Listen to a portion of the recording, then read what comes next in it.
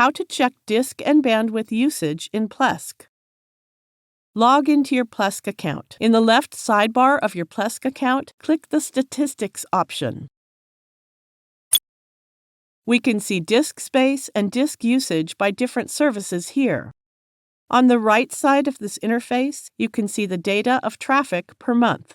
The bandwidth usage by different services is also displayed here. It doesn't have data right now for bandwidth usage, but you may find it here. Below, you can view more detailed info on FTP statistics data transfer and web statistics. To see data transfer details, click on it. Now click on the View link corresponding to the domain name you want to view.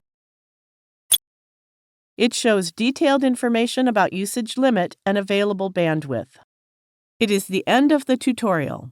Thank you for watching.